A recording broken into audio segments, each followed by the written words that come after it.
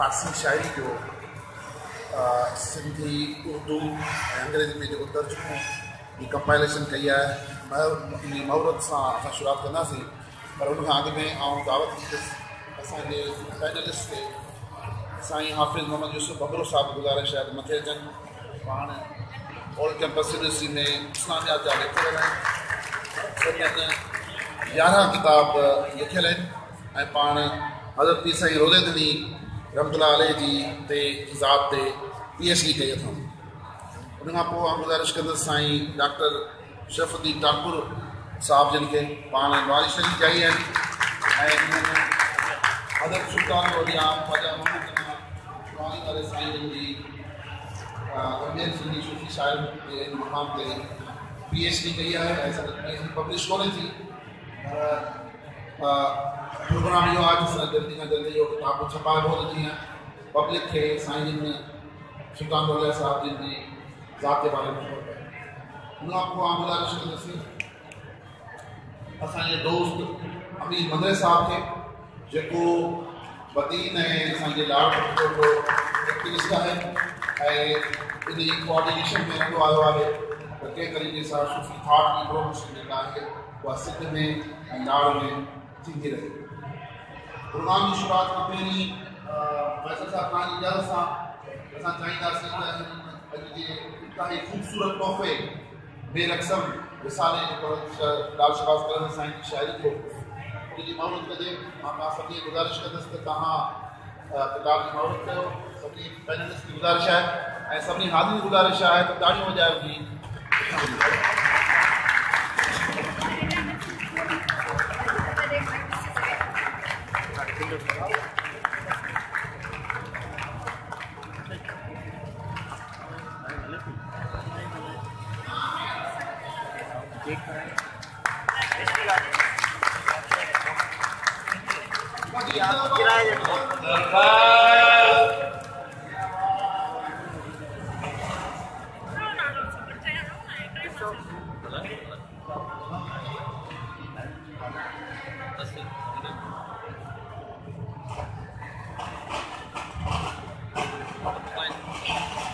हाँ ठीक है अल्ताफ़ वसीम साहब सही हो। साईं अल्ताफ़ वसीम साहब वॾा स्कॉलर आहिनि ऐं डॉक्यूमेंट्री ज़रिए तसव्वुफ़ के साईं काफ़ी कंट्रीब्यूट कयो आहे। साईं शाह लतीफ़ यूनिवर्सिटी ख़ैरपुर में सचल चेयर जा 10 सालनि ताईं बल्कि बानी मुंहिंजे ख़्याल रहिया चेयर जा। वेलकम साईं। साईं मुंहिंजी गुज़ारिश आहे त ॾाढो सुठो इहो सावण आहे त अॼु हज़रत सुल्तान औलिया साईं जिन जी इन नशिस्त में असां हज़रत लाल शहबाज़ कलंदर साईं जे रिसाले से शुरुआत कई आहे। त मैसर साहब आउं गुज़ारिश कंदुसि तव्हां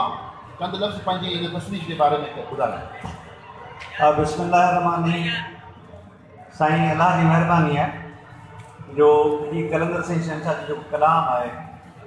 उहो मुख़्तलिफ़ जीअं असां नंढे हूंदे पंहिंजे घर में मकाने में ॿुधंदा पिया हुआसीं त कलंदर साईं जा कुझु कलाम ॿुधूं पिया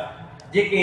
यानी ज़बान आम ते हुया पर काफ़ी अहिड़ो मवादु हुयो जेको हिन वक़्त ताईं शाया बि कोन थी सघियो ऐं ज़बान आम ते कोन आयो हुयो। पोइ कोशिशि इहा कईसीं कुझु सुठनि माण्हुनि खे इकठो करे कुझु सम्झू माण्हुनि खे इकठो करे जेके फारसी खे बि ॼाणंदा हुआ जेके सिंधी खे बि ॼाणंदा हुआ जेके अंग्रेज़ी उर्दू खे बि ॼाणंदा हुआ। पोइ मिली जुली करे 2 सालनि जी महिनत में जेका आहे अल्लाह जी महिरबानी सां कलंदर साईं जो रिसालो जेको आहे उहो अचे आहे ऐं हिन जो नालो बि मीर अक्षम फैज़े कलंदर आहे। मीर अक्षम जो त उहो साईं कलंदर साईं पाणी में डिफाइन कयो आहे त मन लॻा मीर अक्षम ऐं फैज़े कलंदर जो जेको आहे मक़सदु आहे तो कलंदर जो फैज़ा ऐं आम कर सकते हैं। वॾी महिरबानी थैंक यू भाई। हाज़िरीन दोस्तनि भाइरनि भेनरुनि खे गुज़ारिश आहे त महफ़िल जी घरनि जो शीर इन सां थींदी आहे त थोरो ताड़ियूं मिली वञनि ख़बर पए मज़ो हाँ तो ठंडो वञो। असां हाणे आउं गुज़ारिश कंदुसि सभिनी पैनलिस्ट खे तयारु रहनि छाकाणि त असां अॼु डिस्कस था करियूं हिकिड़े अहिड़े अज़ीम सूफ़ी बुज़ुर्ग ते जिन जे बारे में गुज़िश्ता 40-50 सालनि जी कंट्रोवर्सीज़ ऐं कुझु मसइलनि जे करे उन्हनि जे भंडार ऐं खज़ाननि जी उपटार न थी आहे। उहे आहिनि हज़रत सुल्तान औलिया ख्वाजा मोहम्मद ज़मान लोहारी वारा पाण सिर्फ़ु बदाते ख़ुदि अहिड़ा वॾा आरिफ़ त रुगो न हुआ पर आरिफ़ बनाइण जी फैक्ट्री बि हुआ ऐं न रुगो सिंध में पर संदन इरफ़ान जा तराना मके मदीने खां वठी मिस्र ऐं बैरूत ताईं ऐं हिन हिंदुस्तान में इवन साउथ इंडिया ताईं बि आहिनि ऐं अव्हांखे इहा शायदि हैरत थिए त तसनीफ़ात मलफूज़ात ऐं फ़िक्र जे हवाले खां साईं जिन पाण ऐं संदन पोयां खानवादा जेके बि हुआ उन्हनि जो एॾी वॾी कंट्रीब्यूशन आहे जो छपाए गंद रहिजी वेंदासीं पर अञा कमु एॾो वॾो आहे पूरो ई कोन थींदो। ख्वाजा मोहम्मद ज़मान लोहारी वारे साईं जिन 18वीं सदी जे शुरू में 1713 में साईं जिन पुराणी लोहारी ज़िले बदीन में पैदा थिया ऐं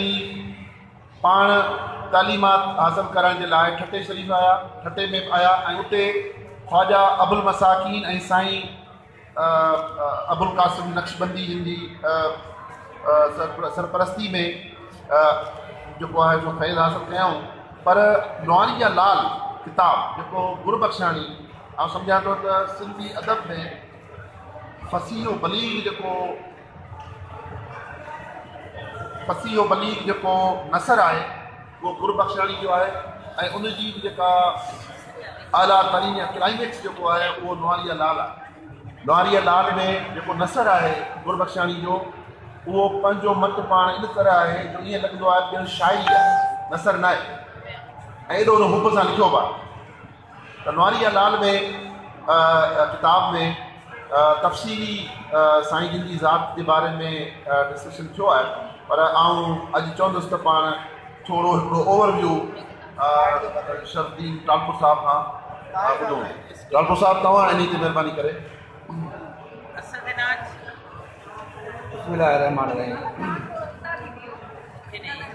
हज़रत सुल्तान लौलिया ख्वाजा मोहम्मद ज़मान अज़ीम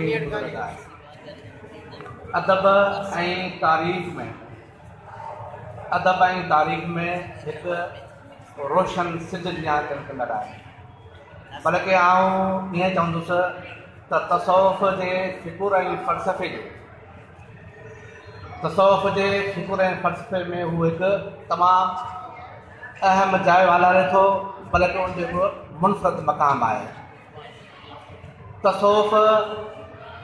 जे फ़िकुर ऐं फ़लसफ़े जी गहराई में उनजी तइलीमात जो जेको मुतालियो कंदो जेको उन ते गहरी नज़र विझंदो सो मुंहिंजी सम्झ में इन खां सवाइ रही न सघंदो हिन राय क़ाइमु करण खां सवाइ रही न सघंदो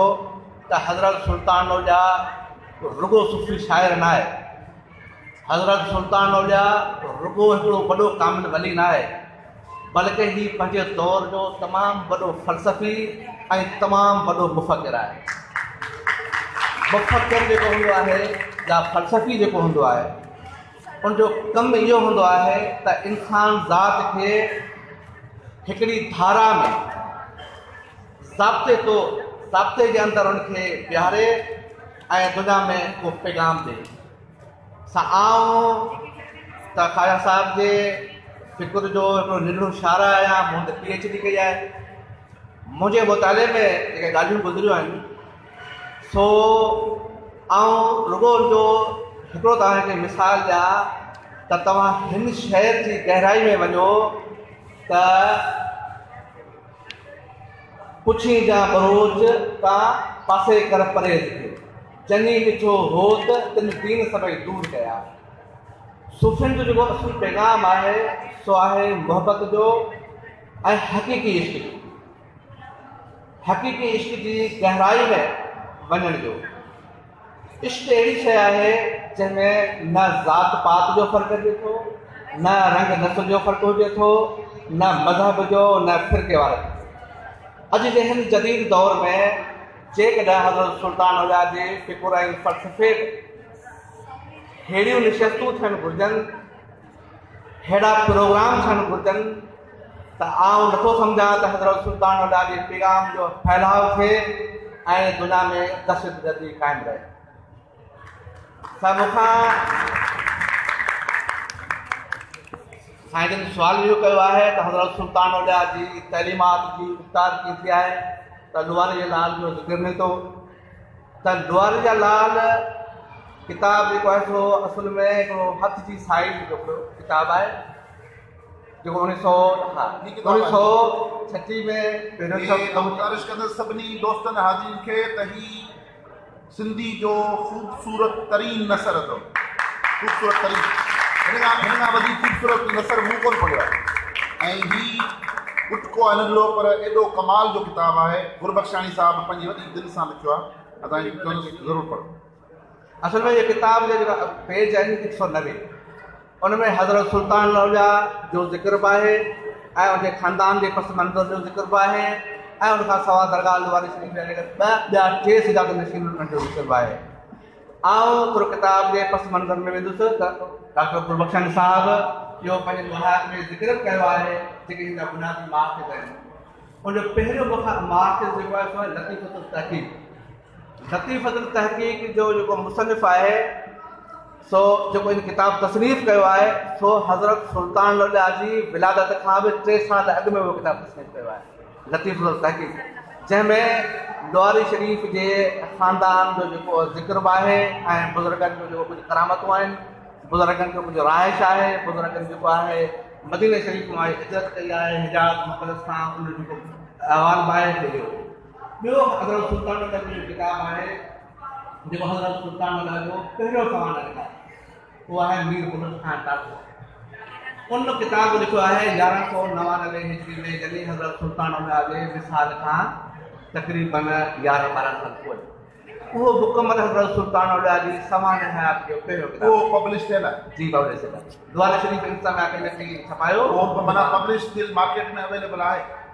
उनजो नालो ॿुधायोसीं। फिरदौस आरफी। फिरदौस आरफी उहो किताब आहे। दोस्तनि खे गुज़ारिश आहे ज़रूरु पढ़नि। हा भैया मिलंदो किथां थी पुछनि था दोस्त। उन खां पोइ ॿियो किताब आहे सो आहे फ़तहुल फज़ुल। उनमें हज़रत सुल्तान औलिया जी मलफूज़ात आहे 446 नक़ुल आहिनि। उनजी हज़रत इब्राहिम बिरोड़ी रहमतुल्लाह अलैह जेको आहे जो अरबी में शरह लिखी। अरबी उन ज़माने में तमामु ईअं चवंदुसि कि हिन दौर में अंग्रेज़ी आहे, तंहिं दौर में इस्लामी दुनिया में अरबी ऐं फारसी तमामु घणो मक़बूल हुई, पर अरबी खां फारसी खां घणी जेका पज़ीर आई अरबी ज़बान जो हुई। तंहिं करे गिरोड़ी साहिबु तमामु वॾो आलिम हो, अरबी जो बि फारसी जो बि ऐं उनजो इस्लामी शरीयत ते तसव्वुफ़ ते तमामु वॾो मुतालियो हो। उन हज़रत सुल्तान औलिया जी जेका मलफूज़ात आहे उनजी जेका शरह लिखी आहे सा तमामु मनाखेज़ ऐं तसव्वुफ़ जा तमामु वॾा ॻूढ़ा ख़्याल ऐं जेके आहिनि मानाऊं दर्ज कयूं आहिनि। उहो किताबु उहो उनखां पोइ वरी ॿियो मुसनफ़ असांखे मिले थो ख़लीफ़ो नज़र जी बरोच। उन किताब लिखियो आहे, उन किताब जो नालो आहे जेको आहे मरग़ूबुल अहबाब। उन में नक्शबंदी सिलसिलो जेको हज़रत रसूल पाक सल्लल्लाहु अलैहि वसल्लम खां शुरू थियो आहे उनखां ॿिए लुआरी शरीफ़ जे मुंहिंजे ख़्याल में 4 नशीन ख़्वाजा मोहम्मद ज़मा सानी गुॾो सुरऊ तव्हांजो अहवाल लिखियो आहे। हाणे डॉक्टर गुरबख्शानी जेको लुआरी जा लाल किताब लिखियो आहे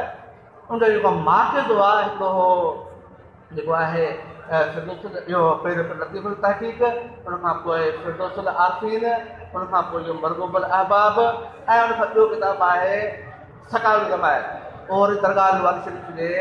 5 गादी नशीन हज़रत ख़्वाजा मोहम्मद सईद मुहाजिर मकी उनजी जेका तसनीफ़ आहे उनमें जेको आहे उनजे वालिद हज़रत ख़्वाजा मोहम्मद हसन मदनी जिन सवान हयात ज़िक्र बि आहे। उन जेको 6 हज कया आहिनि उनजो जेको ज़िक्र बि आहे। पर हज़रत ख़्वाजा मोहम्मद सईद फारसी जो तमामु वॾो शाइर, उन हज जो ज़िक्र बि कयो आहे उहो सफ़र जो। उनमें विच में उनखे तमामु ख़ूबसूरत बनाइण लाइ फारसी शेरनि जी उतार कई आहे ऐं फारसी उनजो दीवान छपियल आहे अलॻि दीवान सईद जे नाले सां। उनजे पोयां उनजे लाइ गुज़ारिश कयां दीवान सईद जेको आहे उनजे लाइ इहो चयो वञे थो त हाफ़िज़ शिराज़ी जी शाइरी जो दरवाज़ो उन खोलियो आहे। इहा ई ॻाल्हि चवणु चाहियां। उनजे पोयां इहो शेर लिखियलु आहे त जेकॾहिं सईद जे नज़म जो हुगा शिराज़ में पहुचायो वञे त ईराननि खां ऐं पाठनि खां हाफ़िज़ सिराज विसरी वेंदो। वाह वाह, इहो पार्टी में केॾो बैत आहे पार्टी में यादि कोन्हे, कंहिं दोस्त खे यादि आहे इहो बैत? साईं तव्हां यादि आहे? पर इहो किताब जो छपियल आहे, मार्केट में मौजूदु आहे, दीवान शे उनजे पोएं पासे लिखियलु आहे। हाणे इहे 4 किताब जेके हुआसीं दुआरे अलाह जा जेके आहिनि माहिफ़िज़ आहिनि। हाणे डॉक्टर गुरबख्शानी सिंध जो तमामु वॾो आलिम हो ऐं हुनखे तसव्वुफ़ जो तमामु वॾो उबूर हो, हुनजी का PhD थी कई आहे। हाणे त ॿी ॻाल्हि तव्हांखे ॿुधायां, डॉक्टर गुरबख्शानी तव्हांखे नोट कयां, डॉक्टर गुरबख्शानी पहिरियों सिंधी आहे जंहिं साइंस जी तहक़ीक़ कई आहे, लंडन मां जेका पंहिंजी PhD कई आहे, पहिरियों सिंधी आहे उहो। डॉक्टर गुरबख्शानी पहिरियों सिंधी आहे जंहिं जेको आहे लंडन मां PhD कई आहे, त मिस्टर इंग्लिश पोइट्री अंग्रेज़ी शाइरी में जेको आहे तसव्वुफ़ त डॉक्टर गुरबख्शानी साहिब जी जेका ॿोली ऐं उनजो हुस्न त एॾो निखार आहे हुनमें, उनजी ॿोली जे हुस्न जे करे, उन ॿोली जे हुस्न जे निखार जे करे दुआरे जे अलाह जी अहमियत ऐं उनजी पज़ीराई जेका उनजो सबबु डॉक्टर गुरबख्शानी जो ॿोली आहे। ऐं उनजो मुआफ़िक़ इहे ऐं थोरो दुआरे शरीफ़ जे सिलसिले जे हवाले सां 2 किताबनि जो ज़िक्र कयां अॼु जो मौक़ो मिलियो आहे। त हाणे जेका मूं सां ज़िक्र कयो हज़रत अब्दुर्रहीम गिरोरी जो जेको मलफ़ूज़ात सुल्तान जी शरह लिखी आहे, त उहा लिखी हुन फ़ारसी ज़बान अरबी ज़बान में। त पोइ वरी उन अरबी ज़बान जेका हुई मलफ़ूज़ात, उन खां पोइ हज़रत सुल्तान जो ॿियो ग़ज़ल आहे, ॿियो ग़ज़ल लिखी हज़रत ख़्वाजा महबूब समंद ख़्वाजा गुल मोहम्मद, उन वरी उनखे फ़ारसी ज़बान में शरह लिखी आहे। हुन लिखिया हुआ 200 मेरे ख़्याल में 4 एतिरा मक़बरा लिखिया हुआ। पोइ हुन शरह लिखी, पोइ हुनजो विसाल थियो, पोइ हुनजो ख़लीफ़ो हो नूर अली शाह लिखी, उन किताब जो नालो हो अल बरदल मोहम्मदी, जो हज़रत ख़्वाजा गुल मोहम्मद शरह लिखी, पोइ अल बरदल मोहम्मदी। पोइ जेके रहियल मक़बरा जेके हुआ वरी उनजे ख़लीफ़ो जेको हो हज़रत नूर अली शाह लिखी, उन वरी वधाए जेको बाक़ी रहियल जेके मक़बरा हुआ उनजो तर्जुमो हुन कयो, उनजो नालो लिखी अल बरदल मोहम्मद। तकमल अल बरदल मोहम्मद जी तकमील, उनखे तकमील करे मुकमल कयो वक़्तु आहे। पोइ इहा किताब त फ़ारसी ज़बान में आहे। पोइ हींअर ताज़ो जेको आहे उहो किताब जेको आहे मौलाना हाफ़िज़ मोहम्मद रमज़ान महरी मदीन जो आहे, तमामु वॾो फ़ारसी जो आलिम आहे, उन जेको आहे तर्जुमो कयो आहे सिंधी में। पोइ वरी डॉक्टर अब्दुल गफ़ार सुमर साहिब जी तबसुर सां अरबी बोर्ड हींअर छपायो आहे, मुंहिंजे ख़्याल में किताब में नज़र में पियो आहे। जॾहिं मसरूर साहिबु तव्हांखे ॾेखारणु चाहे त हीअ किताब सावेन बि ॾेखारियो, अदबी बोर्ड ते हीअ किताब इहो मौजूदु आहे। इन में मुकमल मलफ़ूज़ात हज़रत सुल्तान अलाह जी आहे। इंट्रोडक्शन कयां, हीअ किताब जेको आहे अदबी बोर्ड छपायो आहे,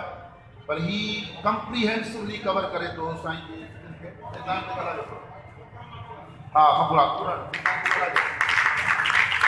हिन में हज़रत गिरोरी वारी शरह उनजो सिंधी में तर्जुमो मौजूदु आहे, ऐं हज़रत ख़्वाजा गुल मोहम्मद वारो अल बरदल मोहम्मदी, ऐं नूर अली शाह वारो तकमल मोहम्मदी, ऐं ॿियो हिकिड़ो दुआरे शरीफ़ जी दरगाह जो मुरीद आहे हज़रत मोहम्मद आबिद मदनी सेवाणी सिंधी, असुल सिंध जो। पोइ मदीने में हुनजे राइश बि मदीने जो तमामु वॾो मुफ़्ती हो, जेको किताब आहे 40 जिल्दनि ते हींअर जेको आहे मुश्तमिल आहे, ऐं हींअर कमु हले पियो। उन बि हज़रत सुल्तान अलाह जे मक़बूलात जेको आहे शरह लिखी हुई, उहे 60 मक़बूला उहे बि किताब में शामिल आहिनि। हीअ किताब जेको आहे तमामु जामा किताब आहे। हिन में समूराजी मलफ़ूज़ात जी सिंधी में तर्जुमो अची वियो आहे। ऐं त अदब जो शागिर्द आहियां, ऐं तव्हां सभिनी खे सलाह ॾींदुसि अॼु बि पोइ तव्हां किताब वठो, तव्हां मुतालो करियो ऐं हज़रत सुल्तान अलाह जे फ़िक्र खे सम्झण जी कोशिशि करियो। ऐं ॿियो जो किताब आहे, ॿियो हज़रत गुज़ारिश कयां वैसे साहब, गुज़ारिश आहे त हीअ किताब जेको आहे न महूरत जो हिकिड़ो प्रोग्राम औकाफ़ जे तरफ़ां या पाण दोस्त गॾिजी करायूं, ऐं साईं नफ़ाक़ खे घुरायूं ऐं सभिनी खे दोस्तनि करे। बिल्कुलु साईं, इंशाअल्लाह मां थोरो अञा बि साईं जी ॻाल्हि थोरो तव्हांजी मादर सां एंटर थो कयां, छो जो जेको तारुफ़ आहे न, असां बि जॾहिं नंढा हूंदा हुआसीं ख़ासि तौर ते उत्तर सिंध जे पासे ॾे लवारी शरीफ़ ॿुधंदा हुआसीं, लवारी शरीफ़ जा बुज़ुर्ग ॿुधंदा हुआसीं, पर उन्हनि जे उन मक़ाम जो अंदाज़ो असांखे घटि हूंदो। सची ॻाल्हि इहा आहे, हिते त माना जेके आहिनि यानी हिकिड़ो लवारी जो लाल न आहे, जेके अंदरि दरगाह में आहिनि सभु हिकु रांदियूं लखां था वठनि। जेका एतिरी हद ताईं जंहिं हस्तीअ खे बिठाई सॼण जे जहिड़ी हस्ती ॾिसी करे चवनि त मूंसे बि ॾिठा मां जॾहिं ॾिसो पीढ़ीअ खे तॾहिं संदी का करे न सघां ॻाल्हि उहे हस्तियूं आहिनि। अञा बि मां तव्हांखे ॿुधायां थो मां उहो हिकिड़ो फ़क़ीर नाचीज़ आहे जंहिंखे कई दफ़ा ज़ियारत जो मौक़ो मिलियो आहे हींअर ई, छो जो हिन मौजूदु उहिदे जे हिसाब सां वाहिद जंहिंजो औकाफ़ जो चीफ मिनिस्टर आहे जेको बग़ैर इजाज़त ते वञी सघे थो। त मां जॾहिं हुते वियुसि त हिकिड़ी नई मूंखे ख़बर पई, उहा शायदि घणनि माण्हू हुजे बि सही, उहा इहा हुई त साईं मखदूम गौस बहावल हक़ साईं मुल्तान वारा जॾहिं उहे हिते आया नवाज़ शरीफ़ बदिन जे भरिसां आया त उन्हनि हिते चिलो कढियो एक्ज़ैक्टली उन ई जाइ ते जिते हाणे साईं जो रोज़ो पाक आहे। चयोसीं तव्हां हिते चिलो छो था कढो? चयोसीं हिकिड़ी अहिड़ी हस्ती ईंदी जेका एॾी वॾी हस्ती हूंदी जंहिंजे इस्तक़बाल में असां हींअर चिलो कढी रहिया आहियूं।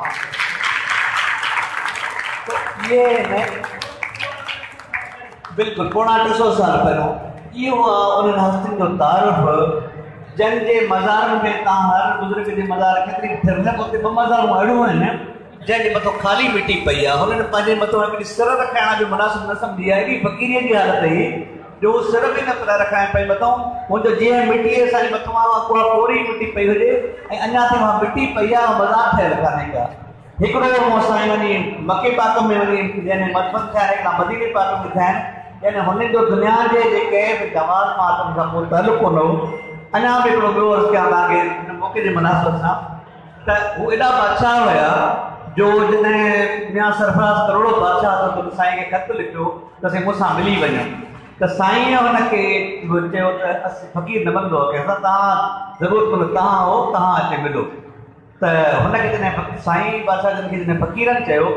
त साईं पोइ त बादशाह खे तव्हां नाराज़ करे वेंदो आहे। हाणे जेकॾहिं बादशाह को रिएक्शन करे त साईं जन फरमायो त जेकॾहिं बादशाह रिएक्शन कयो त पोइ असां क़ुर पाक जी आयत पढ़ूं वमा रमैत इज़ रमैत वलाकिन अल्लाह रमैत, उनखे असां मिटी हणंदासीं अंधो थी वेंदो।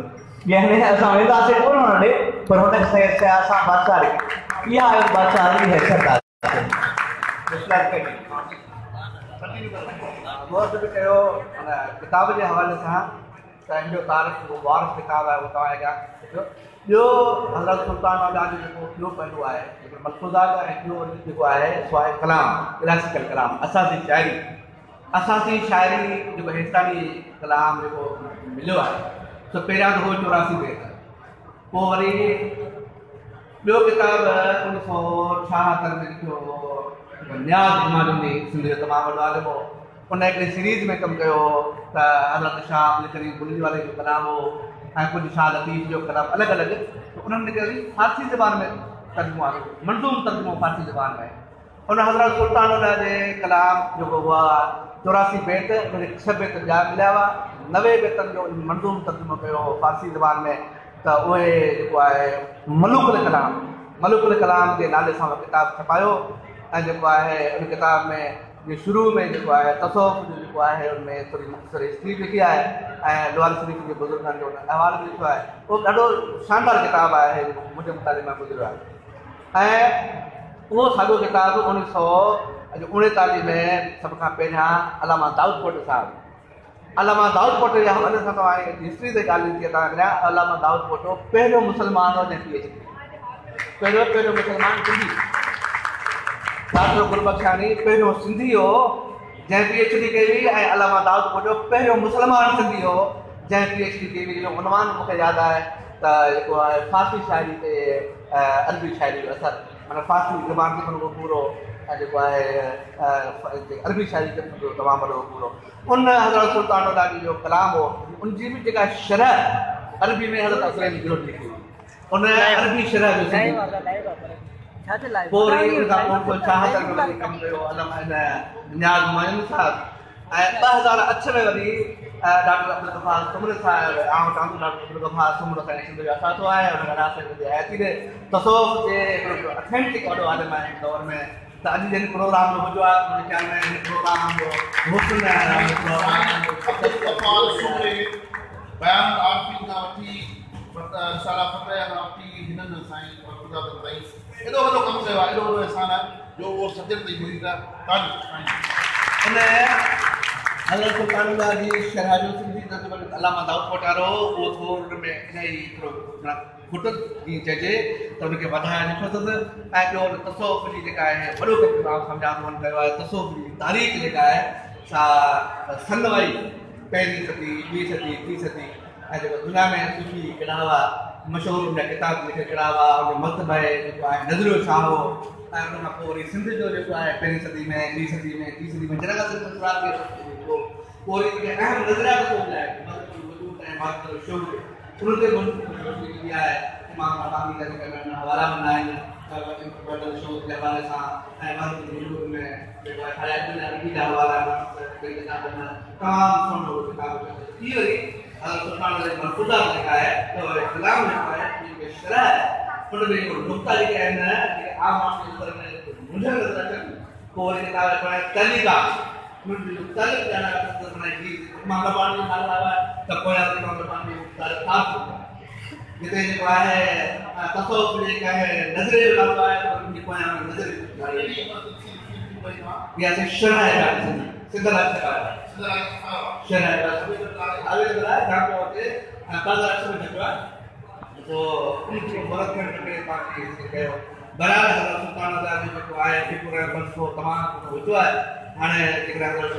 कलाम पढ़ते हिन बेत में तव्हां ॾिसो झांसी पसी पाण तासी महत बड़ी लथो ई गुमान त मढ़ाई महत थी माना हुनजो जेको नुक़्तो आहे सो नुक़्तो आहे इश्क जो जेकॾहिं तव्हांजी कल्ब सचो आहे जेकॾहिं तव्हांजो अंदरि गुज़रो आहे तव्हां मस्जिद मंदर में वेठा आहियो मंदर में तॾहिं तव्हांखे ॿुधाए सघे थो जेकॾहिं तव्हांजो अंदरि साफ़ कोन्हे तव्हांजो कल्ब रोशन कोन्हे तव्हां मुस्लमान आहियो तव्हां मस्जिद में वेठा आहियो त उहा मुस्लमानी उहा जेका आहे कल्ब तव्हांखे कबियो कोन्हे महबूब ते न हूंदो ऐं तव्हां जॾहिं महबूब खे पसी न सघंदा त उहा जन्नत कॾहिं कम थी आरिफ़ ऐं होशियार पसंदि करनि कुनी जो वॾो शानदार बैत आहे आरिफ़ ऐं होशियार पसंदि करनि कुनी जो जन्नत जा मुश्कार अञा ओरा थिया मुंहिंजे ख़्याल में ॾाढो रहेगा त तव्हांजी महिरबानी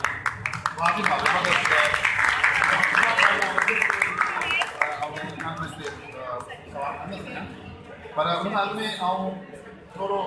पॉइंट जेका आहे उहो चवंदुसि त हज़रत सुल्तान औलिया ख़्वाजा मोहम्मद ज़मान लोहानी वारे खां पोइ साईं ख़्वाजा गुल मोहम्मद साहिबु हुआ उन खां पोइ साईं ख़्वाजा मोहम्मद रना सानी हुआ उन खां पोइ साईं ख़्वाजा मोहम्मद हसन मदनी साईं मदीने में साईं जो मज़ार जेको हो उहो जन्नतुल बकी में मक़बरो हो साईं पोइ जॾहिं हज़रत अब्बास जे बरसर साईं जो मक़बरो हो जन्नतुल बकी में पोइ 1925 में जॾहिं वहाबी इंफ्लुएंस जे करे जॾहिं मूंखे टोड़ियो त उहो मक़बरो शायदि सिंध मां पहिरियों गुज़रे वियो जॾहिं जन्नतुल बकी में मक़बरो त ॿी ॻाल्हि इहा जेको साईं ख़्वाजा मोहम्मद हसन मदनी साहिबु जेको उनजी वॾे में वॾी जेका अहमियत आहे उहा इहा आहे त साईं यमन में पंहिंजो हिकिड़ो ख़लीफ़ो कयो मोहम्मद आबिद मदनी जंहिं किताब लिखियो तवालुल अनवार साईं उहो कॉम्प्रीहेंसिव शरीयत इम्प्लीमेंटेशन जी किताब आहे 40 जुल्दनि ते जेको बैरूत में पब्लिश थियो पहिरीं पोइ इजिप्ट में छपियो न आहे अञा ताईं अच्छा साईं सलीमला साहिबु आया आहिनि का साईं जेका आसमान ते ॻोल्हियूं साईं हिते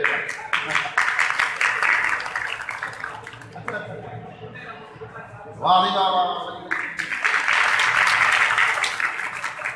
ज़बरदस्ती से तव्हांखे गम ॾींदासीं ॻाल्हाइण जे लाइ तव्हांखे असां ग्रांट कयो पिए ॻाल्हायो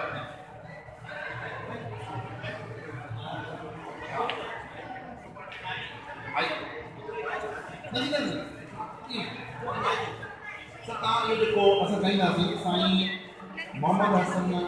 मदनी साहिब जो एॾो वॾो इंफ्लुएंस जन्नतुल बकी में ऐं पोइ वरी हेॾे वॾे आलिम जा साईं मुश्क हुआ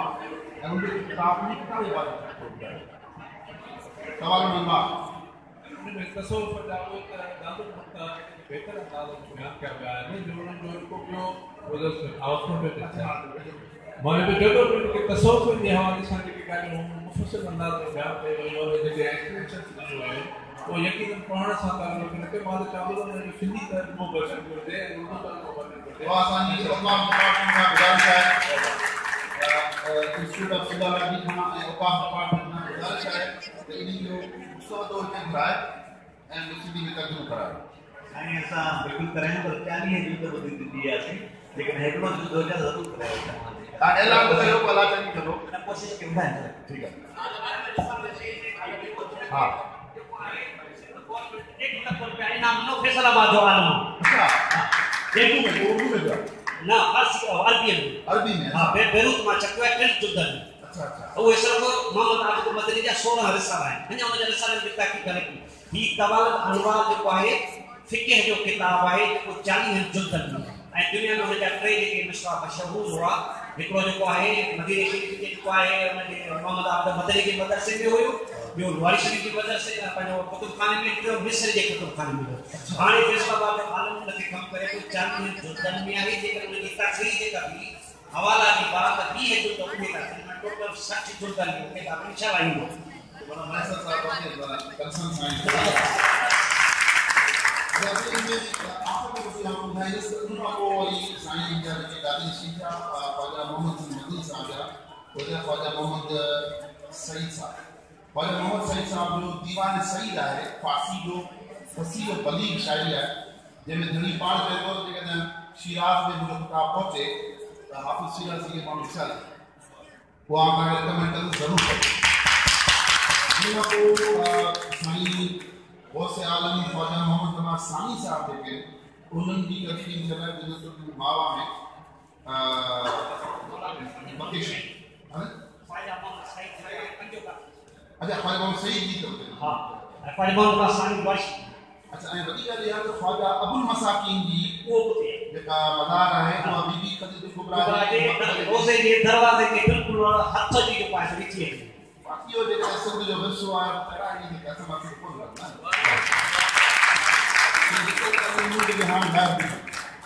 तो आउं हाणे गुज़ारिश कंदुसि साईं जो इन्फ्लुएंस आहे उन जो अंदाज़ो तव्हां ईमान लॻायो टीपू सुल्तान ऐं जो पीउ हैदर अली जेको आहे उहो साईं जे ख़लीफ़नि जा मुरीद हुआ ऐं इवन जेके अॼु बि नवाज़ शरीफ़ में उन्हनि जूं टीपू सुल्तान जूं ऐं जेके वारस साहब जूं शयूं कयल तोहफ़ा मौजूदु बिल्कुलु तोहफ़ा उते मौजूदु आहिनि ऐं आउं सम्झां थो नवाज़ शरीफ़ जी लाइब्रेरी ऐं उते जेको नवाज़ म्यूज़ियम जेको आहे उहा सिंध में सही अहिड़े क़िस्म जी शइ शायदि किथे न हुजे शायदि माना किथे रोज़ घणी थिए हाणे वज़ार खे त सैयद सलेमान नक़वी जो आहे त दुनिया जो उन जेको ख्वाजा मोहम्मद हसन मदनी जे दौर में दुनिया जो वॾे में वॾो कुतुबखानो वर्ष अच्छा हा माना यति 16 17 हाँ सैयद सलेमान नक़वी की तक हा हा सही वाह वाह सही अमरो साहब डॉक्टर यूसुफ अमरो साहब माइक डॉक्टर यूसुफ अमरो साहब जिन साईं पी साईं रोले धनी ते PhD कई आहे ऐं 11 किताबनि जा मुसनफ़ आहिनि नौजवान उम्मीद आहे साईं सच कंदा डॉक्टर साहब तव्हां मूंखे इहो ॿुधायो त साईं पी साईं रोले धनी जी मलफ़ूज़ात में घणो ज़िक्र अचे थो लाड़ जे सफ़र ऐं मलफ़ूज़ात में साईं कुझु बैत बि कोन कया आहिनि साईं ख्वाजा मोहम्मद वाली इन ते बिस्मिल्लाहिर्रहमानिर्रहीम हुज़ूर साईं जी की हदीस आहे त तंज़िलुर रहमतु इंद ज़िक्र सालिहीन जंहिं महफ़िल में अल्लाह जे नेक बाननि जो ज़िक्र थींदो आहे उते ख़ुदा जी रहमत जो मींहुं वसंदो आहे ऐं हिकिड़े हिसाब सां जीअं असांजी अॼु फ़िक्री महक आहे ऐं ॿिए सूफ़ियुनि जे तसव्वुफ़ जे इस्तिलाह में हिनखे चइबो आहे सोहबत जलालुद्दीन रूमी फरमाईंदो त यक ज़माना सोहबत बाओलिया बहतर सद साल तात बेरिया हिकिड़े पासे 100 साल वञी तूं इबादत कर ॿिए पासे हिकिड़ी घड़ी ऐं अल्लाह जे बाने जी सोहबत में रह उहा घड़ी तुंहिंजी 100 साल जी इबादत खां वधीक प्यारी आहे वरी चवंदो हर के ख्वाहत हम नशीनी बाखुदा गो नशीनत दर हुजूर औलिया जेको चाहे थो न ख़ुदा जी कचहरी में वञा उनखे चओ त अल्लाह जे वलियनि जी कचहरी में या ख़ुदा जी ऐं हिताई साहब फरमाईंदो सोहबत सुतेरनि जी हिकिड़ो वॾी हाज कज़ा कज नमाज़ जो वक़्तु वराइण वेझो हीअ जेका सोहबत आहे जेको बुज़ुर्ग जी कचहरी आहे इहो असां सभु ख़ुशि नसीब आहियूं जो उन कचहरी में असां शामिल थिया आहियूं आया आहियूं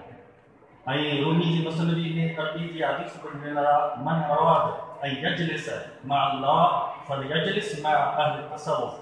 जेको चाहे थो त मां अल्लाह जे मजलिस में वञा उनखे चओ त तसव्वुफ वारनि जे मजलिस में हलियो वञे।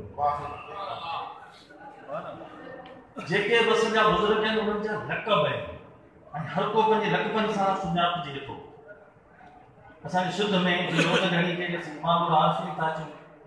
सुल्तान बाहू जो सुल्तान फ़क़्र चइबो आहे, अहिड़े हिसाब सां सुल्तान औलिया माना सभिनी वलियनि जो बादशाह।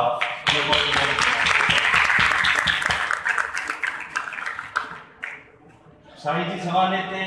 साईं रिसर्च कई आहे ठाकुर साहब ऐं घणियूं ॻाल्हियूं थियूं आहिनि। मुंहिंजो जेको मसइलो हो साईं जेको मूंखे ॿुधायो उहो हिकु त लाड़ ऐं ॿियो रोज़े घणी जी मक़सूदात ऐं दवारी शरीफ़ जो पार में ताल्लुक़। लाड़ पीस रोज़े घणी जी दरगाह खां पोइ माना ॿियो घर जेकॾहिं पीस रोज़े घणी जो चङो त उहो लाड़ हो। पाण तमामु घणो लाड़ ॾींदा हुआ, कॾहिं इंतिज़ामानी निंदो शहर निंदो फ़क़ीर मरीज़ पीस रोज़े घणी जो मुरीद हो। ऐं पंहिंजो काफ़ी लाइटर में पीसी आया ऐं पीसी जा वॾा ख़लीफ़ा सभु लाड़ में, ख़लीफ़ो महमूद इंतिज़ामानी, ख़लीफ़ो रबी बख़्श कासिम जंहिंजो सुर केॾारो माना सिंध जी हिकिड़ी गैरत ऐं सिंध जी हिकिड़ी सुञाणप आहे सुर केॾारो ख़लीफ़ो कासिम जो, अहिड़ो केॾारो हुनखे लिखियो आहे हरिओम हक़ीक़त में फैल थी सघंदो। ॿियो ख़लीफ़ो सारंग फ़क़ीर कलोड़ो ऐं सईद खान बाबाना वारो, इहे सभु ख़लीफ़ा मां त वियो आहियां पंजरे खां हेठि ॿेड़ी चक वारे पासे, उते मूंखे ॿुधायूं त हीउ ख़लीफ़ो पीस रोज़ घणी ख़लीफ़ो आहे, एॾो फ़ाइदो पीसी रोज़े घणी खां अॻु में मुंहिंजो वालिद हो पीसी मोहम्मद बकाश आहे, पत घणी जंहिंखे चवंदा हुआ। पत घणी मीन अञा हू सॼी ज़िंदगी कॾहिं मथे कोन वेठो, पत ते सदाईं वेंदो हो जंहिंखे चवंदा हुआ पत घणी। मूंखे माण्हू पुछोसीं तव्हां सदाईं पट जा छो था वियो, पीसी मोहम्मद बकाश आहे हज़रत अली साईं जो और ॿुधायो, हज़रत अली साईं फरमाईंदो हो जेको पट ते वेंदो उहो कॾहिं किरंदो कोन। मथे वेहण वारे ते कई शयूं अचनि थियूं ऐं पट ते वेहण इहा बुज़ुर्ग जी निशानी आहे, बुज़ुर्ग आजिज़ी इख्तियार कंदा हुआ। ऐं रसूलुल्लाह जी हदीस हुई त मन तवाज़ा लिल्लाह रफ़अहु, जेको ख़ुदा लाइ जेतिरी आजिज़ी कंदो ख़ुदा ओतिरो रफ़अत जी बुलंदी अता कंदो। त इहो तसव्वुफ़ जे बुज़ुर्गनि जो पीसी मोहम्मद बकाश पहिरियों दफ़ो लवारी शरीफ़ में आया।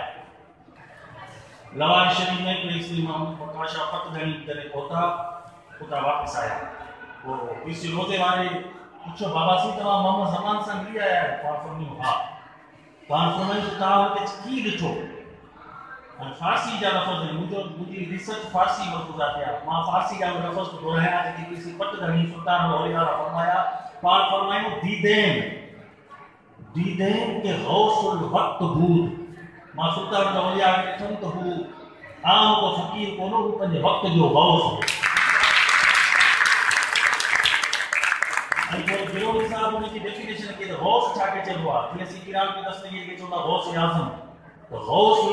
उन खे चइबो आहे जंहिंजे दर ते जेको माण्हू साए थी जेका बि झोली ख़ाली खणी जंहिं मक़सद लाइ वञे उहो मक़सद ख़ुदा जो पूरो करे। सुल्तान औलिया जी महफ़िल कचहरी पीसी रोज़े घणी रहमतुल्लाह अलैह घणा बैठ पढ़ंदा हुआ। पीसी रोज़े वारो जॾहिं का ॻाल्हि कंदो हो पोइ पाण इल्मी नुक़्ता घटि ॿुधाईंदा हुआ, पाण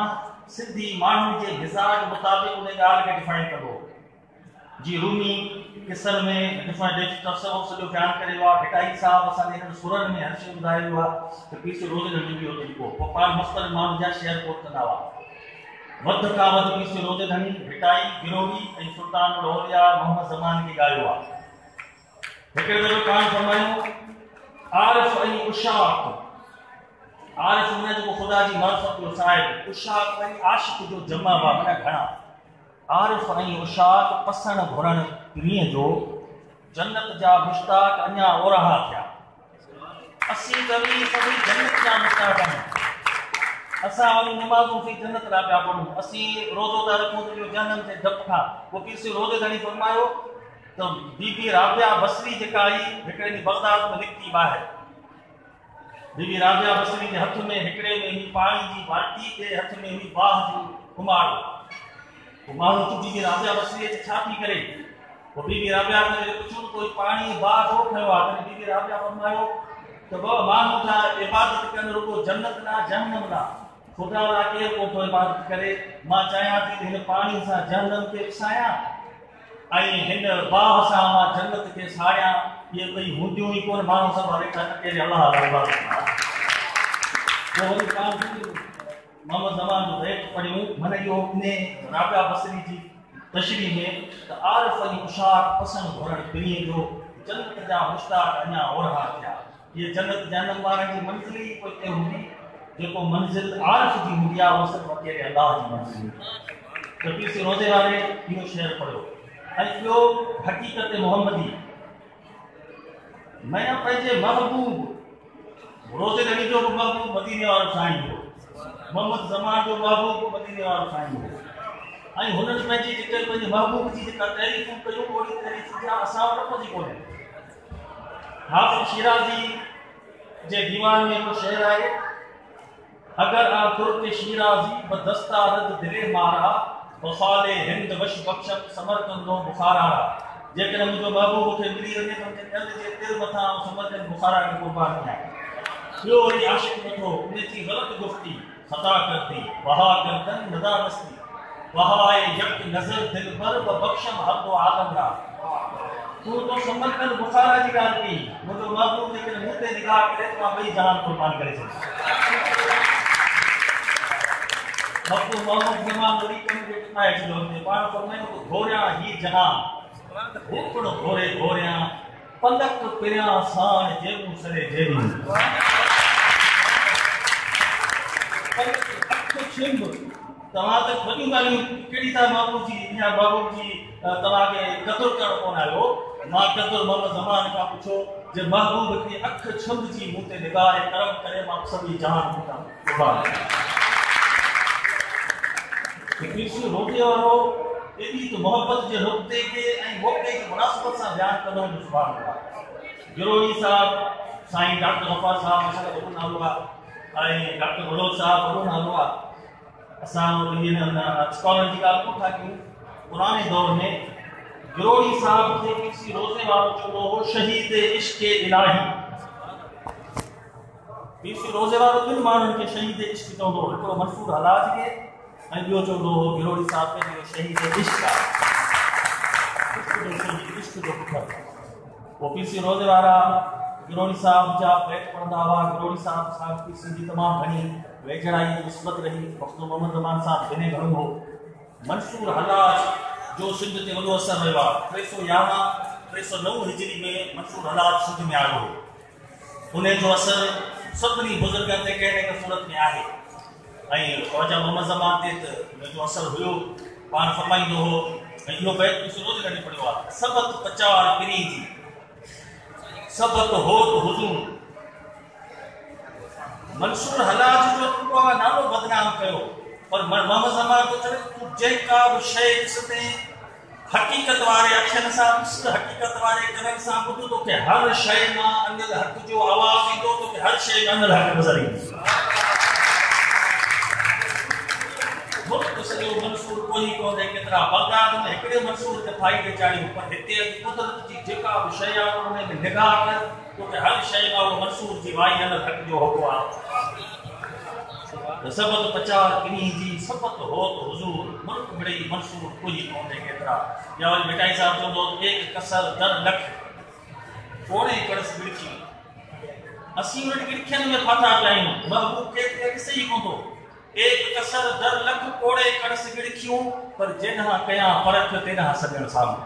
जिथां तूं निगाह करे तुंहिंजो महबूब तोखे साम्हूं ईंदो बाक़ी खिड़कियूं घणी अलॻि अलॻि आहिनि का लवारी जी खिड़की आहे का रोज़ घड़ी जी आहे का सचल जी आहे का गिरोड़ी जी आहे का कलंदर जी आहे का फिटाई जी आहे का बाबू जी आहे का बाबा फरीद जी आहे पर खिड़कियूं आहिनि पर सभिनी जो महबूब ऐं बरकत सभिनी खे ऐं उहो आहे हमर सभु कुझु जेको आहे उहा ई ॻाल्हि आहे ऐं ॿियो वरी पीसी हिकिड़ो बैत पढ़ंदा अखर पढ़ इश्क जो कंज़ कुदूरी छॾ कंज़ कुदूरी फिके जा किताब आहिनि कंज़ दकाए असां पढ़िया आहियूं मदरसे में मुख़्तसर कुदूरी पढ़िया आहियूं फिके हनफी जा बड़ा अहम किताब आहिनि पर ही बुज़ुर्ग खुद उहे किताब पढ़िया हुआ पर ही उनके ॿिए एंगल में के ॿिए ज़ावीअ में ॻाल्हि पिया त रुॻो उन किताबनि में बि न उलझो, हक़ीक़त में बि क़दम ॿुधायो। अखर पढ़ इश्क जो कंज़ कुदूरी छॾ, चढ़ तनी जी मद जेके सुती ॾियनि शराब जी। इहो शराब ख़ुदा जी मोहबत जो आहे, जंहिंखे हाफ़िज़ शिराज़ी ॻायो आहे। भिटाई साहिबु कल्याण में सुर जमन में इन जो ज़िक्र कयो आहे। असांजे बुज़ुर्गनि हिकिड़ी तमसील तौरु हिन शइ खे बयानु कयो हो। ऐं चढ़ तनी जी मद, मद जी माना मूंखे सम्झ में कोन पई। मद कंहिंजो अंगण बि चई सघिजे थो, कंहिंजी सहन बि चई सघिजे थो। असांजे थड़ में मद चवंदा आहिनि, औरत वीचारी जॾहिं शादी थींदी आहे पोइ उनजा मिट माइट मद करे ॾींदा आहिनि, कपिड़नि जो वॻो माना चुनरी खां वठी सॼो सेट उनजी चवंदा आहिनि बाबा हीअ पकी मद जे चाचे ॾिनी मामे ॾिनी हीअ मद। सिंधी में मुहावरो आहे त मीर जी मदी ॿ रलियूं टी तली। सो वरी अच्छा मूं वरी इन मद खे सम्झण जे लाइ वरी भिटाई साहिब पढ़ियो। भिटाई साहिब फरमायो त कख कांडेरा काठियूं, कख कांडेरा काठियूं मेड़े बधम मद। इहो वरी सुरणी जे सुर में आहे त कख कांडेरा काठियूं इन्हनि खे ठाहे हिकु मद ठाहिबी जेको दरिया जे मथां उन मद जे मथां घर पछड़ंदो आहे। उन मद जे मथां वीचारा माण्हू पंहिंजो अजो बि ठाहींदा आहिनि। त इन महीना में थी सघे थो हुजे, पर मक़सदु आहे त मद माना सोहबत, मद माना कंहिंजो आस्तानो, मद माना कंहिंजी संगत, जिथे इश्क जी चुकी मिले थी उन्हनि जी सोहबत में अची तोखे इंशाअल्लाह ताला रंग लॻी वेंदा। सो इहे ॻाल्हियूं हुयूं मखदूम मोहम्मद ज़मान जे हवाले सां। ऐं हिकिड़ी शइ कुल जो ज़िक्र सवेर आयो, कुल आउं मदरसे में पढ़ंदो हुउसि शाहपुर चाकर में। मुंहिंजो उस्ताद हो, वॾो आलिम हो, मुफ्ती अख़री सिकंदरी साहिबु। मां उन वटि 13 साल पढ़ियो आहियां। पोइ खंडड़े जो शहर उतां वेझो हो, पोइ उते मुंहिंजो दोस्त हो अलाबस टालपुर। पोइ मूंखे हिकिड़े ॾींहुं तूं हल तोखे साईं नवाज़ शरीफ़ जी कुझु तोखे तबरक ॾेखारियां। पोइ असां वियासीं उते इस्लामी तलब जेको खंडड़े जो, पोइ उन जे मथां लिखियलु कुल। त असां हुते वेठासीं, कुझु कचहरी हुई, ॾाढियूं सुठियूं कसीदा वग़ैरह पढ़िया विया। असांखे ॾाढो रूहानी सुकून आयो। मुंहिंजे कुल छा आहे, उते कुल जेको आहे सो इहो हिकिड़ो रूहानी इरफ़ानी इस्तलाह आहे जंहिंजूं कई महिनाऊं आहिनि, पर मूंखे का सातरफ़ा जी वज़ाहत कोन मिली। पोइ हींअर डॉक्टर नबी बख़्श बलोच साहिब जो किताब आहे सिंधी ॿोली अदब जी तारीख़। उन में डॉक्टर साहिब जो बैत लिखियो त जुज़ जाइज़ न आहे, कुल जुज़ जाइज़ न, हा कुलरी कटण थींदा जुज़ ऐं कुल माना हिकिड़ो पाणी जो कतिरो जुज़ थियो, समुंड थियो कुल। ऐं बुज़ुर्ग वरी छा कंदा आहिनि, जंहिंखे कुल खे जुज़ ठाहे छॾींदा आहिनि, जुज़ खे कुल बि करे सघंदा। इहो तसवुर जो मौज़ू आहे। पोइ वरी डॉक्टर साहिब चयो कुल जेको आहे उहो हिकिड़ो रूहानी ऐं इरफ़ानी इश्तिहार आहे। थी सघे थो हम सूफ़ी बि मैदान में हुजे, सभु कुझु ख़ुदा जी ज़ात आहे। कुल फैज़ फ़िक्र सभु कुझु हम हूस आहे। असांजे सिंध जा सभु सूफ़ी वहदतुल वजूद जा शाइर हुआ, त वहदतुल वजूद में कुल। ऐं पोइ असां वरी सिंधी में पढ़ंदासीं त इहो मखदूम साहिबु किताब लिखियो गुलनुमा,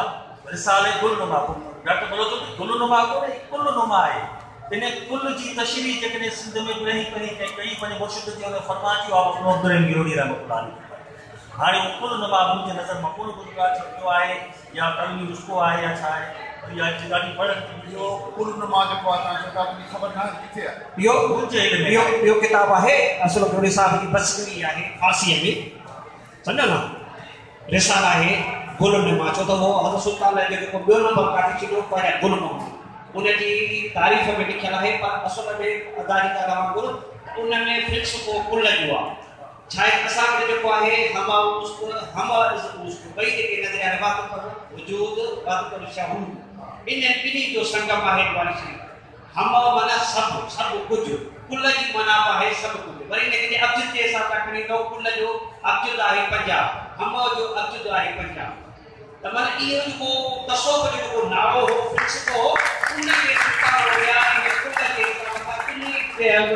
नज़रिया खे जमा करे कुल जो निशान किताब जेको आहे छपियल न आहे। हा इहो कलमी आहे, दोस्तनि खे ॾिनो आहे तर्जुमो थिए पियो इंशाअल्लाह ताला अची वेंदो। इहो माना कलमी आहे जी। हा सही आहे डॉक्टर साहब। सचल साईं जी सिटरा सचल सारो सच थियो मझा कसरत कुल। कसरत जो मतलब आहे घणाई, ऐं उन घणाई में कुल जो मजमू जो इज्तिमा थियो। आज़म थियो करे हंगामो हो ही या फिलॉसफी है गोल न वेकन बुलतू आदम असली ना है मां हिकिड़ी गुज़ारिश इहा कयां त नवाज़ जे सुल्तान औलिया जे शान में अॼु बि असांजी विशेषता आहे आलम बेटा मां उन ख़ुशनसीब शहर जो बाशिंदो आहियां जिते नवारी जे सुल्तान जो प्यारे में प्यारो तालुक़ ऐं अवलीन मुरीदनि मां बामक़ाम बामरतबा साईं अब्दुर्रहीम गिरोड़ी उहो ॼाओ राणीपुर में आहे ऐं उन बचपन में तालीम राणीपुर में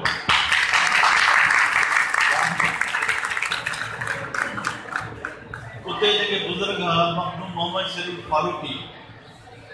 मखदूम मोहम्मद शरीफ फारूकी साईं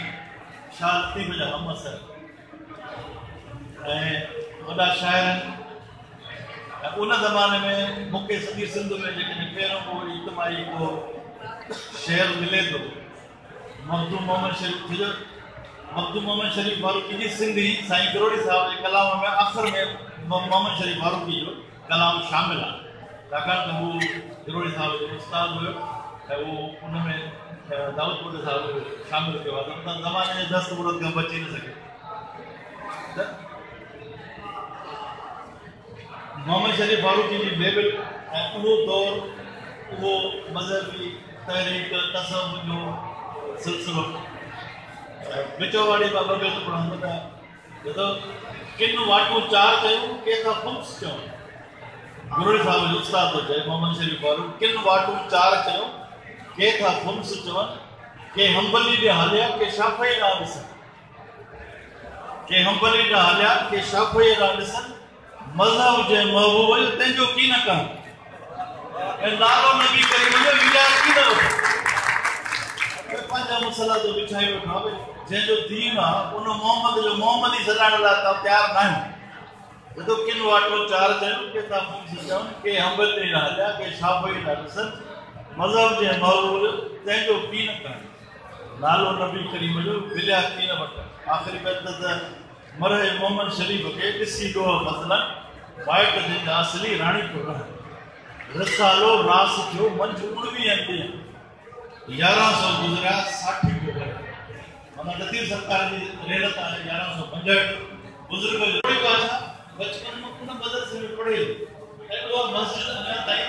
बहाल बरक़रार हाणे उन में थियूं आहिनि तब्दील केस या ख़बर ई कोन हुई त अञा हली वरी तालुक़ कोन हुयो हाणे छा थियो इन फिरोज वारे जेका ॻाल्हि थियो त जॾहिं इहे छिक आहे सूफ़ी जी चवंदा आहिनि त हर को हिक ॿिए जे हिसे जो पीरी पूरी दिन जिनखे तसव्वुफ़ जो ग़ैर आया उहो बि न चवंदा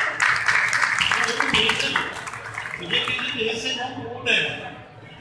ऐं मूंखे इहे सिलसिलो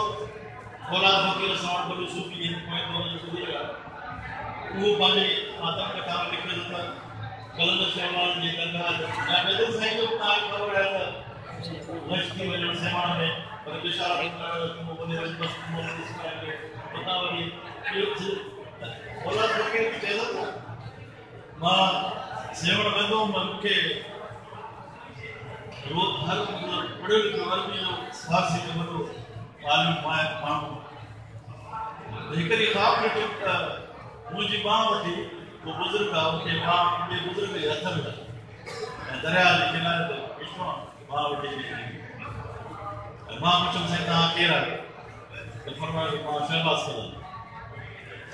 चिर निकिरी ओछ जाग थी ख़्वाब खुली वियो हाणे मां इहो त ॿुधो त मां शहबाज़ कलाम आहियां मूंखे इहो तजुर्बो त मुंहिंजी माउ खे हथ में चई बसि ख़्वाब खां पोइ अची वियो आंदमान मूंखे पूरी मतिलबु हिकिड़ी बेदार जागी पई मूंखे कल बि जेको आहे उहो काॾे चैन न पियो अधरात जो जेको घोड़ो संजय ऐं इहे पंहिंजे मुंहं सां निकिरी पियो त काॾे दराजा में आहियां सचल जी दरगाह में असर जो ऐं वेठो अची मराठी में मूंखे ईअं लॻो त मूंखे तमामु वॾी उल्टी आई ऐं हिकिड़े वॾे ढोर जेतिरो जेको आहे न उहो विलादत मुंहिंजे पेट मां निकिरी वियो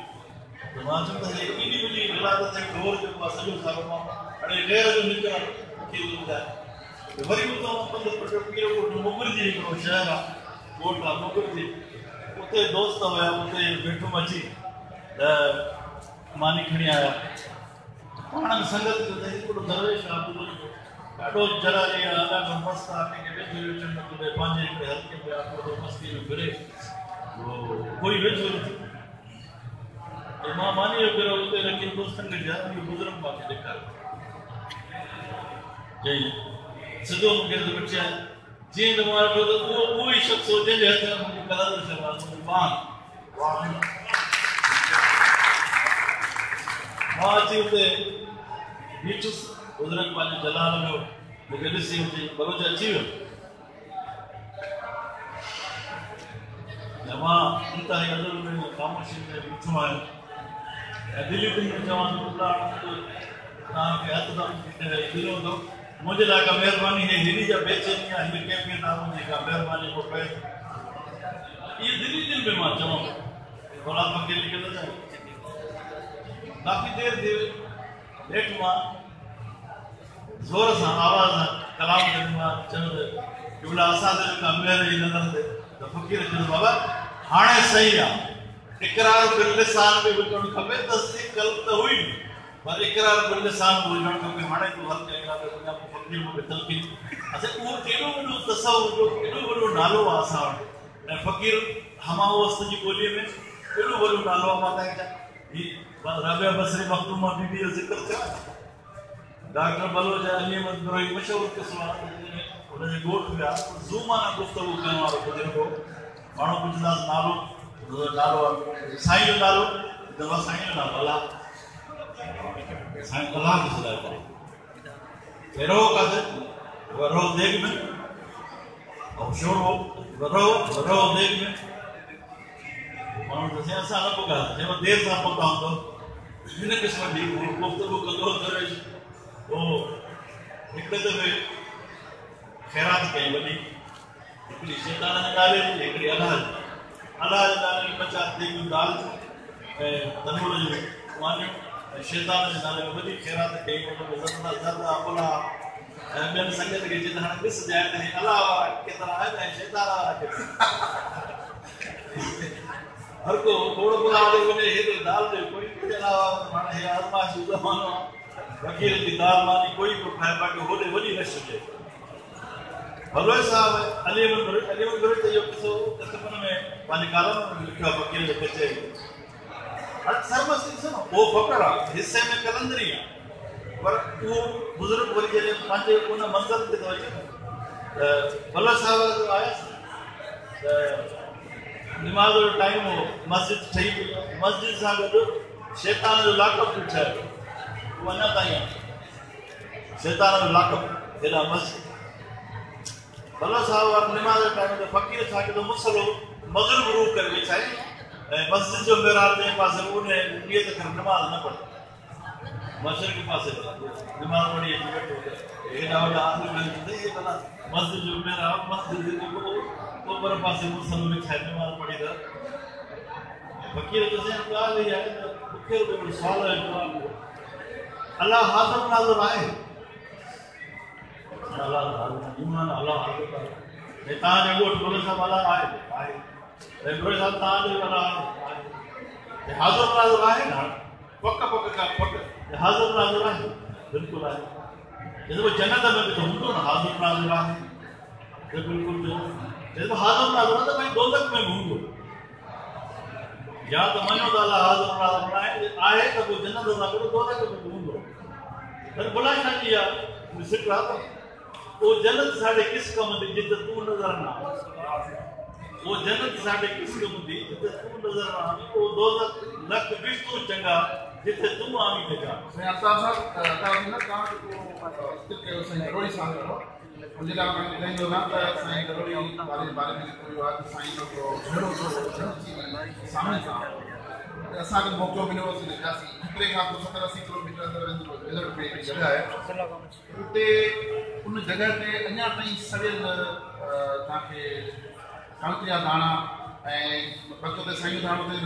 तकियो ठाहे छॾिया उतां वरी जेका सामी जी जांडा जेका हुई उहा वरी दोस्त खणी असांजो दोस्त आहे अता चानियो असांजे दावतेलो आयो कोन्हे उनजो म्यूज़ियम आहे किपरे में मुंहिंजो ॻोठु आहे उते पियल आहे हिनखे दोस्त खे इंट्रस्ट हुजे त सामने जे जेका जॻह हुई उन जा जेके मौजूदु शयूं आहिनि उहे म्यूज़ियम में मौजूदु आहिनि तव्हां वञा कंहिं दोस्त खे इंट्रस्ट हुजे त उहो ॾिसी सघे थो हाणे आउं गुज़ारिश कंदुसि साईं माइसर साहिब खे तव्हां असांखे हिकिड़ो मखदूम मोहम्मद हाशिम छटवी जे ज़माने खां जे दौर खां वठी असां सम्झूं था हिकिड़ो उलमाए सिंध जो हिकिड़ो पंहिंजो नुक़्ते नज़र ऐं पंहिंजी अंडरस्टैंडिंग आहे पोइ वरी मॉडर्न दौर में उलमाए देवबंद या उलमाए बरेलवी जी क्रिएट कई वई जेका असांजी इंडिजिनस कोन्हे ऐं आहे पोइ बि अंग्रेज़नि जे ज़माने जी तव्हां कीअं था सम्झो त साईं जी जेके तालीमात आहिनि या इवन साईं ज़रूरी वारो या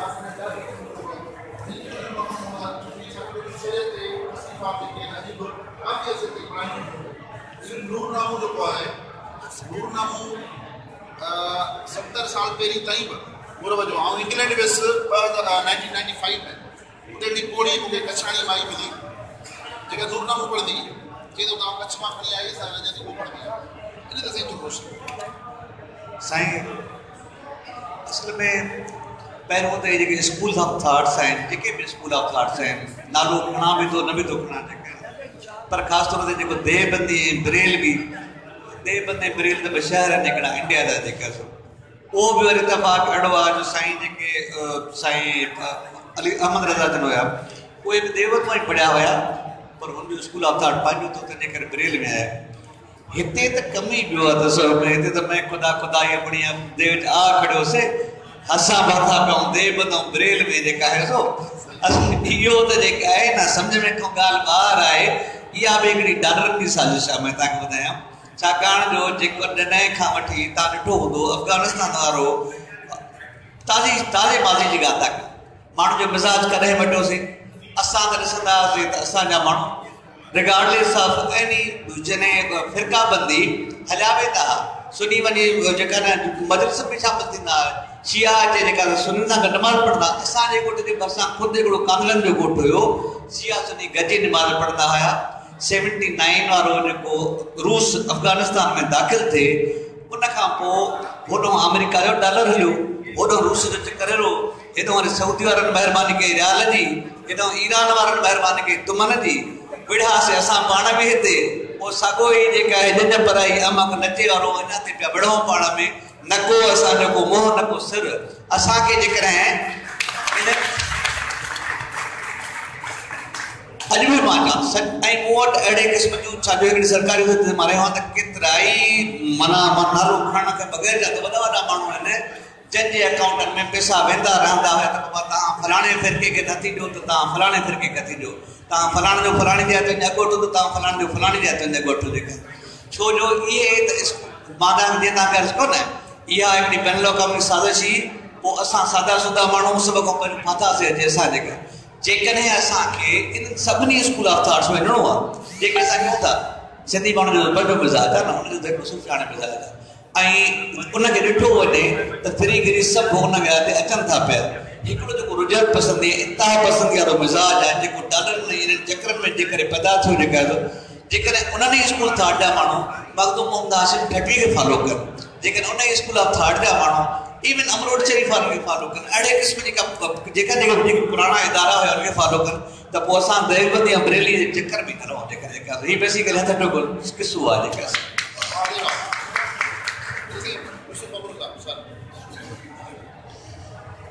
माशाअल्लाह सुठियूं ॻाल्हियूं थियनि पियूं मां हिकिड़ी ॿी शइ बसि करे वञा पीर साईं रोज़ेदड़ी रहमतुल्लाह अलैह फतहुल फज़ल इहो पीर साईं जे मुताले में हुयो जंहिं ते हाणे इहो डॉक्टर गफ़ार साहिबु कमु कयो आहे पूरो नालो आहे फतहुल फज़ल फी लज़्ज़तिल वस्ल ऐं मसले रूमी में हिकिड़ो बैत आहे जेको रूमी 800 साल अॻु में सिंधी ॿोली ऐं सिंधी इस्तिलाहनि जो ज़िक्र कयो आहे पंहिंजे हिकिड़े शहर में सिंधियारा इस्तिलाह सिंध मथे हिंदियारा इस्तिलाह हिंद मथे हिंद वारनि खे हिंदी ॿोली प्यारी आहे सिंध वारनि खे सिंधी ॿोली प्यारी आहे रूमी तो 800 साल अॻु सिंधी ॿोली ॻाल्हि आहे अच्छा इहो शेर सभ खां पहिरीं सिंध में कंहिं हाईलाइट करायो मखदूम अब्दुल गिरोड़ी कराए ये जो किताब आहे फतोल फज़ल इन में इहो शहर आएगा हिंदियाना इस्तिलाह हुकूमत सिंधियाना इस्तिलाह सिंधमत अञा मसली रूमी असां पढ़ी कोन हुई मसली रूमी जी असांखे ख़बर ई कोन हुई त उन में सिंध जी ॿोली जो सिंध वारो बैत आहे उन बैत खे गिरोड़ी साहब ने मुर्शिद मोहम्मद ज़मान जी मफ़क़ात में हाईलाइट कयो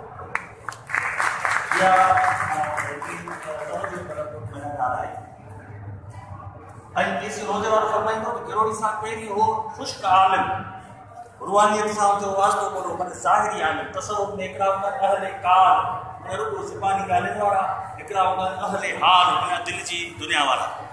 ऐं तसव्वुफ़ वारा हमेशह अहले हाल खे तवजो वधीक ॾींदा आहिनि ऐं रूमी जो थोरो चैप्टर आहे इन ते पोइ रूमी चवंदो त ट्वारी अशहद जेका आहे इन ते बिलाल वारी असहद खे खिल थी अचे तू तो वरी तलफ़ुज़ सां अशहद थो चई पर जेका बिलाल असहद चई उहा ख़ुदा खे तवारी अशहद खां वठी ॼाणी छो त तव्हां अहले काल आहियो हू अहले हाल हो हाल वारे जी ज़बान जेका आहे कहिड़ा पखर हुजनि छा हुजे को अनल हक़ पियो चवे को मस्त कलंदर पियो चवे को की पियो चवे को की पियो चवे को हिन में बैत ॾिनो आहे मोहम्मद ज़मान रवानी फारसी जो त गुफ़्तगूए आशिका दरकार रब अज़ जोश से अदब ने तरके अदब और जेके अल्लाह वारा जंहिं जोश में अची ख़ुदा जे बारे में मस्ती में ॻाल्हाए वेंदा आहिनि उहो हुननि जो बेअदबी जे करे न हूंदो आहे उहो हू पंहिंजे इश्क जी दुनिया में मस्तु हूंदा आहिनि पोइ पाण फरमायूं त मूसा जे ज़माने में हिकिड़ो बकरार हो वीचारो सादो उनखे कंहिं ख़बर पई त अलाह बि आहे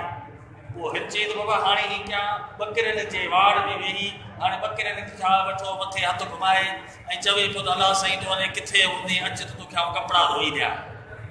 सॼो जहान जो कमु तो हलाई थकिजी पियो हूंदे तोखे केरु ज़ोर ॾिए थो हलाए कोन अच त मां तोखे ज़ोर ॾियां कपिड़ा बि तुंहिंजा केरु धोए ॾिए थो हलाए कोन तूं त अकेलो ई अची त तोखे आउं कपिड़ा धोए ॾियां तुंहिंजो मथो धोरायां हुन में तेल विझां ऐं त मूसा अलैहिस्सलाम हो जलाली नबी हो उहो जो त टिकियो त चीच चरिया तूं ॻाल्हियूं घणियूं पियो करी ख़ुदा इन शयुनि खां पाक आहे तूं ख़ुदा खे राज़ी कोन पियो करी हिन खे चई ख़ुदा नाराज़ पियो करी त हुन वीचारे चई हा मां नाराज़ पियो कयां ईअं चई वठी भॻो अब अॻिते भॼंदो वियो नेठि वञी मोहम्मद किथे किरियो बेहोश थी वियो होॾां मूसा वटि जिब्रील आयो पोइ अलासी चयो त मूसा मूं तोखे मोकिलियो त जेके मुंहिंजा विछड़ ज़बाना आहिनि उहे मूंसां मिलिया या हीउ वीचारो जेको मूंसां मिलियलो त इहो मूंखां वीचारो विछोड़िजे पोइ रूमी शहर चयो तूं बराए वसल करदन आमदी ने बराए वसल करदन आमदी मूसा तोखे मूं मोकिलियो आहे वीचारा सादा सूदा बाना जेके रब खां विछड़ी विया आहिनि इन्हनि खे मूंसां वञी मिला इन्हीअ जेको बि ॻाल्हाइनि पिया इन जी कचहरी तूं अलाह खे तुंहिंजे कलाम खां वधीक तयारी पोइ मूसा वियो उते वञी हुनखे बशारत ॾिनई त तूं अलाह साईं तुंहिंजे गुफ़्तगू मां तमामु भलो ख़ुशि थियो आहे उहो वीचारो उन ख़ुशी में निकिती मुंहिंजो रूह प्रवास करे वियो इहा हुई आशिक़नि जी कचहरी साईं जे अहले दिल ते मूंखे हिकिड़ो बेदिल साईं जो शेर दिल ते तरी आयो आहे इजाज़त मां कयां त ज़वाद ज़िद न करी इन आरफ़ां दे टोले दा महज़ मुरीद रही ज़वाद ज़िद न करी इन आरफ़ां दे टोले दा महज़ मुरीद रही जेहे वेखी कौल फ़ैल इन्हां दे हर हाल अदब विच मज़ीद रही जो इन्हां रिंदा दे हाल दा मुनकर होवे उन भेटो कनो बईद होई बेदिल अहले दिलियां दा तह दिलों तू बंदा मुल खरीद मूसो बकरो जो तरीक़ेकार है ॿुधाइण जो तरीक़ो अहिड़ो आहे जो महफ़िल मची वई आहे उहो सचल साईं लाल लतीफ़ साईं चयो त हीउ जेको मूं पुटु चाढ़ियो आहे उनजो ढक लाईंदो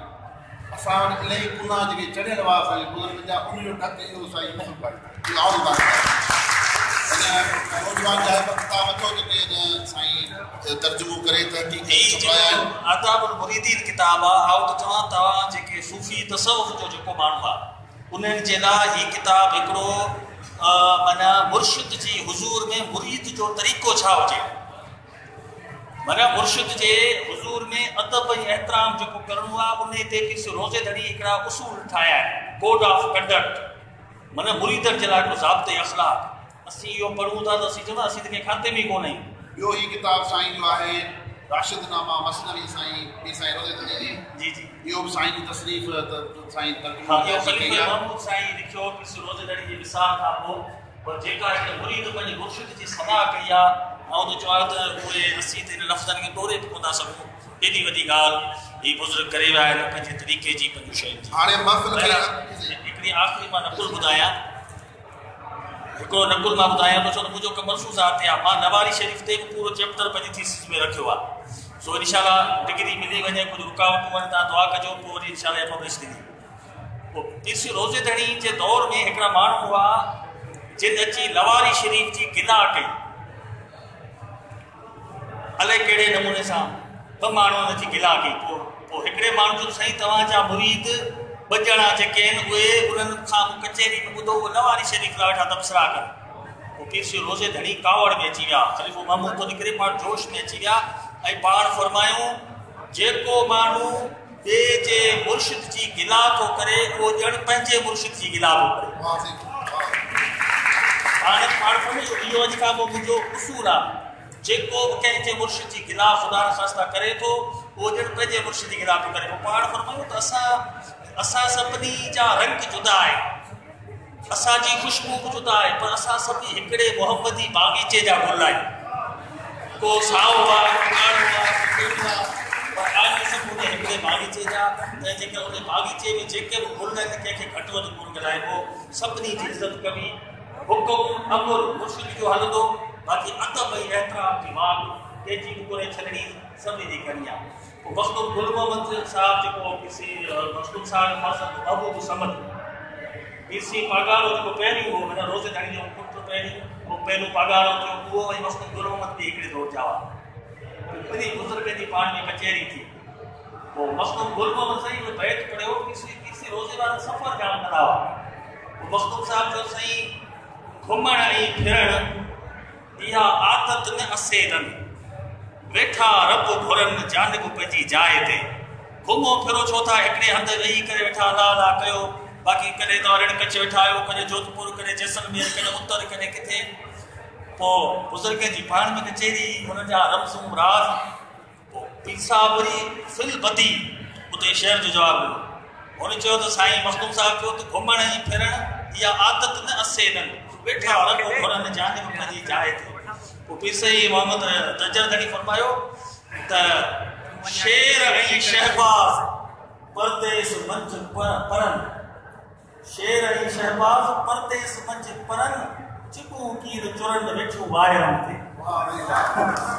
पोइ बाक़ाइदे मखदूम साहिबु थियो, पीर साहिब सां भाकुर पाए मिलियो। पोइ पाण फरमाईंदा हुआ त असां हज़रत अबू बकर सिद्दीक़ जी औलाद आहियूं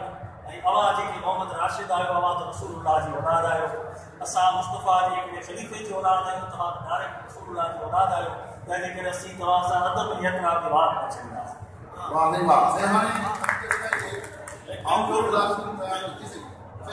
असां सभिनी जे लाइ इहा शइ हीअ ॾिसोसि को मुख़्तलिफ़ ॾिसोसि त अॼोकल्ह को बस गुफ़्तगू आहे, पर इहा शइ हाईलाइट थी त असांजा अॻियां जेके असांजा बुज़ुर्ग हुआ, असांजा जेके अहलुल्लाह, अहल दिल दरवेश, अहल नज़र, उहे सिर्फ़ु ख़ाली खुली मुर्शिद न हुआ, उहे वॾा आलिम हुआ, उहे वॾा अहल दिल हुआ, उन्हनि जो मुतालियो, उन्हनि जो मुशाहिदो, इहो सभु जेको आहे उन्हनि जी तालीमात जो निचोड़ो असरु इहो। असां अॼुकल्ह त सिर्फ़ु टई उन खे खणी जेको 4 सूफ़ियूं चसरियूं पीए खणी उहो वॾो सूफ़ी, जेको 4 कुंडा भॻया तकड़ में पीओ वॾो सूफ़ी, सभु इहो कोन्हे, सभु इहो जेको तव्हां ॿुधो था ॾिसो था।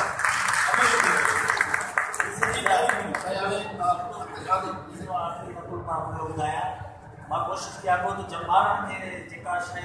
अमली असां ॾियूं, तारीख़ जॻह ते आहे अमल। साईं हमेशह फरमाईंदो त मस्जिद ढाहे,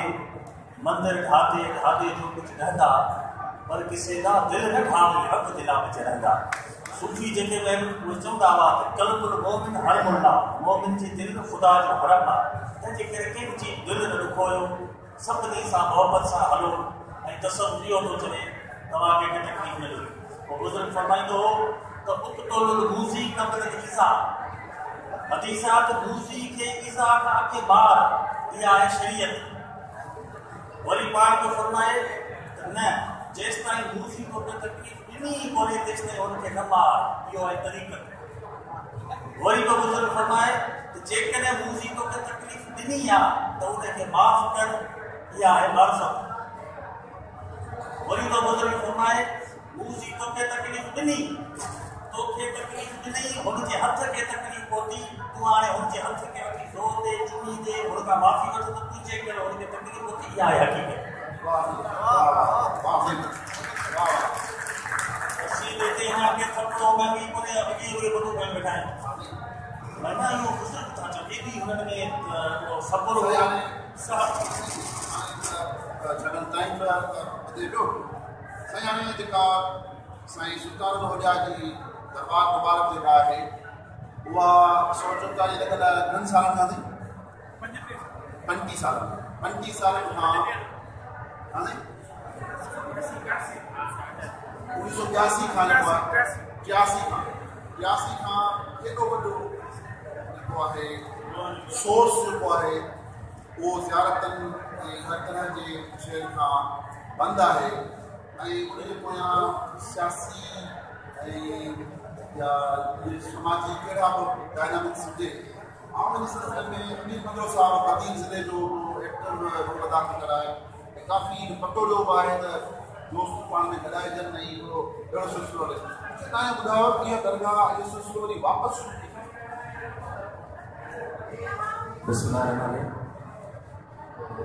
हिते